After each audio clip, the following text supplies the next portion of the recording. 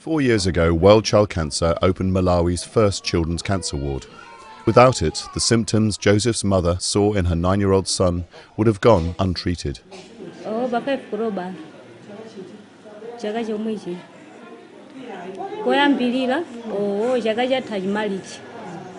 oncology ward's run by Professor Elizabeth Molyneux.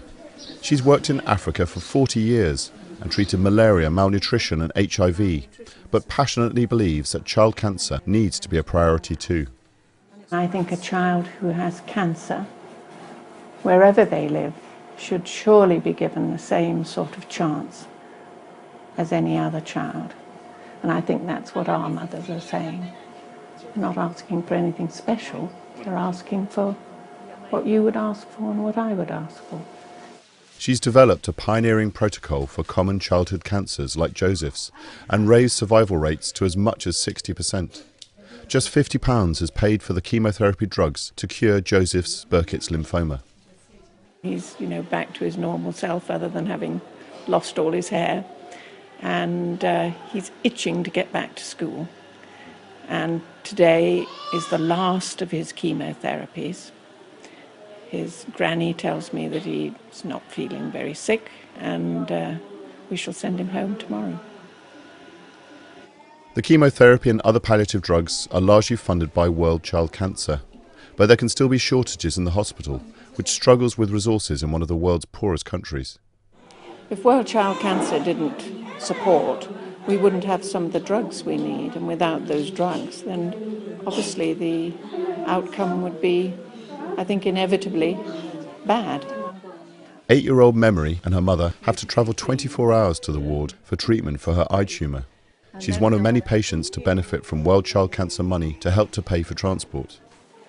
Far from home for weeks at a time, the children and their families also receive high-calorie food and weekly welcome packs. The welcome packs to the patients is very important because these people come from very far. When they come in the hospital, they come with nothing. We do tell them, this is for you to help you.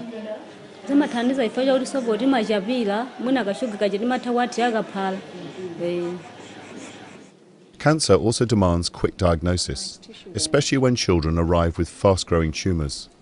World Child Cancer has developed an innovative partnership with Newcastle University to diagnose cell samples online within 24 hours. For anybody, it's really important to have a rapid turnaround for a diagnosis. And for our mothers, who really can't see why we can't make a very quick and rapid diagnosis, if we didn't start treatment fairly soon, I think they would go away. A simple shelter for the guardians has also been built outside, and inside, donated toys provide welcome distraction for the children. They get very sick, but when they come here and play, they forget that they are sick. Yes. In the bed next to Joseph is 6-year-old Noel, who also has Burkitt's lymphoma in his stomach and has just started chemotherapy.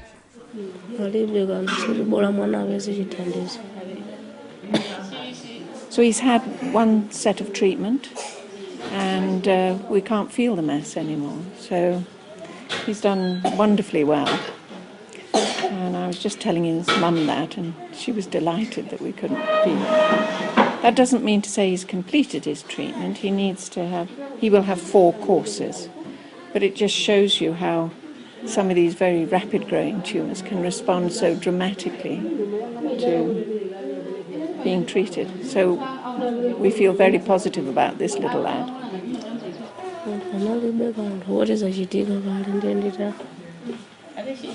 And today, Joseph is finally going home, cured. Another success story in this ward that treated 260 children last year. But it's working beyond capacity, and Professor Molyneux knows she could treat more effectively, with more staff and a more reliable supply of drugs. It would be very difficult to sustainably treat without the support that we get from World Child Cancer. And it's not additional help, it's actually absolutely what we need to be able to treat children.